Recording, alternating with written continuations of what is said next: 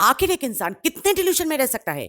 Professor निगम को हर वक्त यही लगता है कि उनके स्टूडेंट्स पढ़ाई ना करने का बहाना ढूंढते रहता है। इसलिए लेक्चर के वक्त अगर कोई भी स्टूडेंट पकड़ा गया कुछ और करते हुए पढ़ाई के अलावा तो उसको 1 हफ्ते का सस्पेंशन मिल जाता है। रोहन जो कि डायबिटिक पेशेंट है, उसे बाथरूम जाना था पर उसे कहां जाने का परमिशन मिला? सस्पेंशन में। मेगा का अस्थमा ट्रिगर हुई और वो इनहेलर के साथ पकड़ी गई, इसलिए सस्पेंडेड। संजय ब्लैक बोर्ड देखने के लिए अपना चश्मा साफ कर रहा था पर उसे क्या मिला? 1 हफ्ते का सस्पेंशन। ये सब अगर आप लोगों को बहुत ही हिलेरियस लग रहा है तो आज जो हुआ उसका तो कोई जवाब ही नहीं।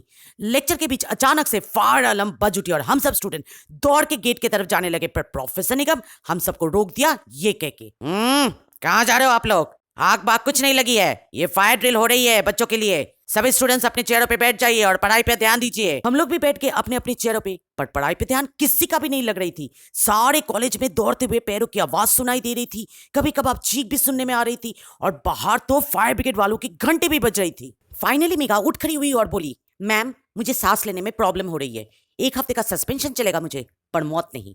और सर उठाकर क्लास के बाहर निकल गई। प्रोफेसर भी झट से अटेंडेंस रजिस्टर निकाली और मेघा को सस्पेंडेड घोषित करते हुए फिर से पढ़ाने लगी। और भी 5 मिनट ऐसे ही निकल गया। अब तो सांसों की दिक्कत कईयों को होने लगी थी, पर अगले हफ्ते थी एग्जाम और एग्जाम के दौरान किसी को भी सस्पेंशन में नहीं रहना था। पर जब काला धुआं खिड़कियों से अंदर आने लगी तो हम सब पैनिक हो गए और बिना प्रोफेसर के परवाह किए बाहर भागने लगे। क्लास के बाहर आकर जो देखा, रोंगटे खड़े हो गए।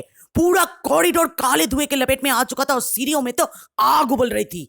हम लोग सीढ़ियों की उल्टी दिशा में भागने लगे। सारी की सारी क्लासेस अब तक खाली हो चुकी थी और उन्हीं में से जो प्लेग्राउंड के बिल्कुल ऊपर थी उसमें हम सब घुस गए और खिड़की को तोड़कर प्लेग्राउंड में एक एक करके कूदने लगे। जब तक आखिरी स्टूडेंट कूद चुका था, प्रिंसिपल मैम वो आए बाकी टीचर्सों के साथ और पूछने लगी कि हम लोगों को बाहर निकलने में इतनी देर क्यों लगी। फिर भी हम सबको जिंदा देखकर उसे खुशी तो हुई, राहत तो मिली, पर प्रोफेसर निगम वो कहाँ है? बाद में पता चला कि प्रोफेसर निगम को जब फायर ब्रिगेड वालों ने बचाने गए तो प्रोफेसर बोली, रुक जाओ, अंदर मत आओ, क्लास चल रहे हैं यहाँ पर।